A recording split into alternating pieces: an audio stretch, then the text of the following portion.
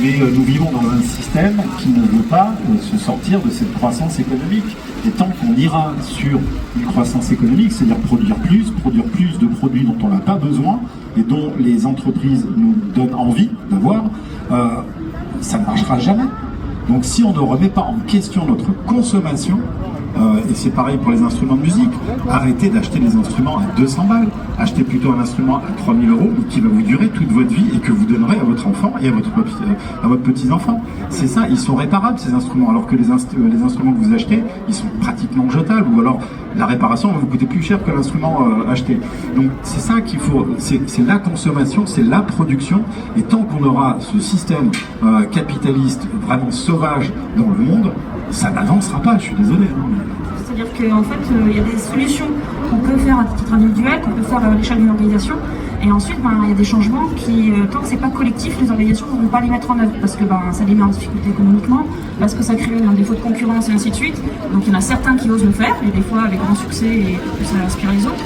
Mais c'est vrai que tant qu'il n'y a pas une décision collective ou un portage par des réseaux pour que l'ensemble des réseaux y aille ensemble et ainsi de suite, chacun seul dans son coin, c'est beaucoup plus difficile, et du coup le temps de convaincre tout le monde, ça prend forcément beaucoup de temps.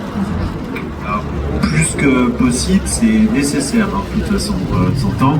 J'en rajoute une couche sur le collectif, du coup, parce que c'est ce qui va être la clé. Pourquoi aussi ça stagne et pourquoi on prend du temps pour rajouter là-dessus, c'est parce que on est aussi acteur culturel dans un secteur fragile économiquement, donc on a le fameux truc qu'on connaît depuis les gilets jaunes, fin du mois, fin du monde, voilà. On est un peu coincé là-dedans. Et en fait, ce qui va nous donner toute notre force, c'est ce collectif. C'est pour ça que le projet L'équipe, mais comme plein d'autres, est nécessaire. C'est qu'en fait, on va parler d'une voix forte. Simplement, un exemple concret, tout bête, sur la circulation des artistes.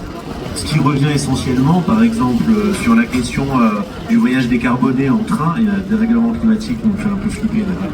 Mais en tout cas, ce qui revient souvent, c'est la question tarifaire. Et évidemment, beaucoup de groupes tournent en camion parce que c'est bien moins cher. Autre chose super importante, la question du transport des instruments. On a énormément parlé des contrebasses, mais bon, c'est un exemple parmi d'autres, mais il n'y a pas que les contrebasses. Il y a plein de groupes qui seraient partants pour tourner, demander du backline sur place aux organisateurs pour la batterie. Là, on est d'accord que c'est un peu plus compliqué.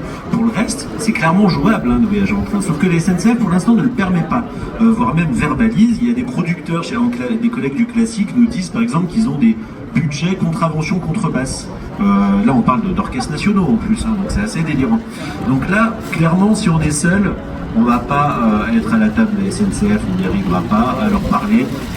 Là, je dis pas que c'est gagné d'avance, mais peut-être qu'à plusieurs, en tout cas au moins à 300, 400, 500, on arrivera peut-être au moins à prendre le train avec une contrebasse.